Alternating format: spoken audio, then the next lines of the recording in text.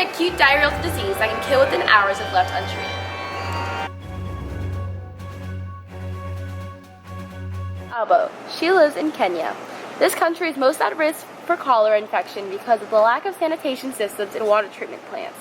Almost 1 to 4 million people are infected a year with this disease. Abu has no idea that she was just infected with cholera. This is Sydney. She lives in America but is visiting Kenya on a mission trip.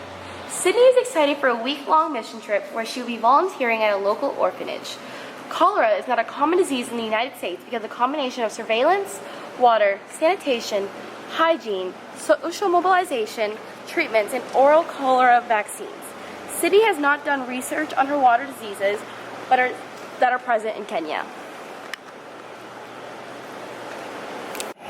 Cholera is caused by ingestion of food or water contaminated with the bacterium Vibrio cholerae.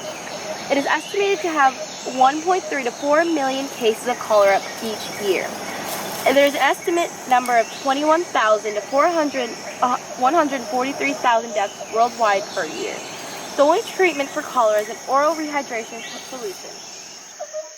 Some common locations that cholera infects are parts of Africa, South Asia, and Latin America. Hey Abo, I ran out of water. I don't have any more water bottles, but I'm really thirsty. You should just drink this water. I do it all the time. It's perfectly okay. Here you go. Little do they know they were both just infected with cholera. Thanks, Abo.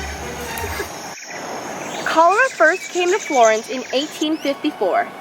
A man named Filippo Pacini performed an autopsy with his microscope and conducted histological examinations of the intestinal mucosa. He first discovered a comma-shaped bacillus, Vibrio cholerae. Cholera was rediscovered in 1883 where there was an epidemic in Egypt. Robert Koch and his colleagues found a bacillus in the intestinal mucosa in persons who died of cholera but not of other diseases. Koch traveled to India where the epidemic was still very active later on. In 1884, Koch was able to isolate the bacillus in pure culture and determined that the specific organisms were always found in patients with cholera, but never in those with diarrhea from other causes. He was able to reproduce the disease in animals, reasoning that they are not susceptible. Cholera causes severe watery diarrhea, which can lead to dehydration and nausea and even death if untreated. In Abo's country, the lack of sanitation systems and water treatment plants make cholera a very common disease. Sydney made the choice to see a doctor to get her symptoms checked out. Luckily, the American has a doctor along with her on the mission trip. Hi Sydney, how's it going? Good, how are you? Pretty good. Hi Sydney, what can I do for you today? I just wanted to come in and see you because I'm really nauseous and I'm having really bad diarrhea. So I just want to make sure that I didn't have anything. Okay. So have you recently been bathing in any of the water, playing in it, drinking from any source besides the clean water you've been getting? Actually, I did yesterday drink from one of the ponds nearby because there were no water bottles around and I was really thirsty. Gotcha. Well, that's not good. It sounds like you might have cholera, like the symptoms you're describing to me. Okay. We're going to have to do a few more tests to be sure that's what it is. But did you get a vaccine before you came over here to Kenya? I didn't. Okay. So normally travelers, when they come over here, they get a vaccine that we mix it with some water, and you take it, and it lasts for 2 years. So next time you travel over here, make sure you get that.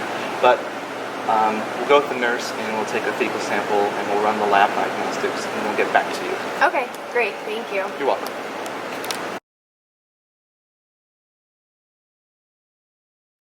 Hey Sydney, glad to see you back. So we finished the lab results, and you definitely have cholera. Okay. There are 2 types of cholera, Vibrio cholerae 01 and 0139. But the 0139 is specific to Asia, so we know it's definitely 01. So we're going to get you treated with some antibiotics. We're going to put you on an IV to make sure you're hydrated and that you don't pass out, or if worse, you would die if you didn't come to us to get treated before this. So I'm glad you came to me and told me about your symptoms. Thank you. Do you plan on traveling back to Kenya in the near future? I do. Yeah, I'm coming back next year for the same mission trip. Good. Okay. So in the U.S., they just approved a vaccine. And you should definitely get that vaccine before you come next time. It's called Vaxchora. Okay. And it prevents like severe diarrhea by 90% Oh, wow. after the 10 days you take it. Okay. If that's not available to you, definitely take doxycycline.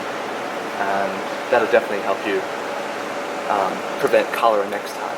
But even better than that, make sure you stay out of the water because that's how cholera is transmitted. People drink infected water, whether it be in pond or rivers. Like the untreated water is just dirty, and that's how it spreads. So Okay. we're gonna get you started, and hopefully I don't have to see you here again. Great. Thank you so much. You're welcome.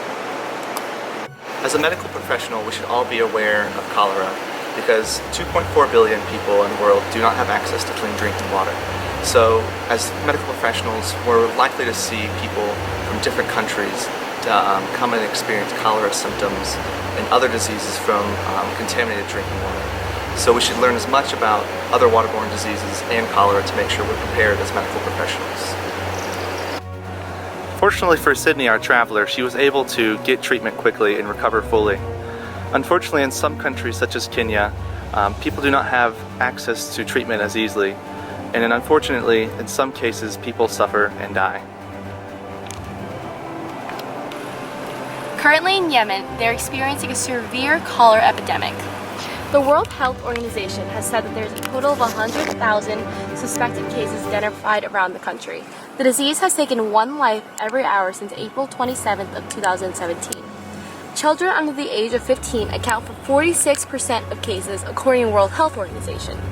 Many of the children who have died from the disease cholera were also acutely malnourished. Drought, food insecurity, and conflict have created conditions for cholera to thrive across Yemen, and currently less than half of Yemen's medical centers are still functional. Cholera is easily treatable and preventable with proper sanitation procedures. However, Yemen's water and sanitation systems are on the verge of collapse, and a massive aid effort is needed now.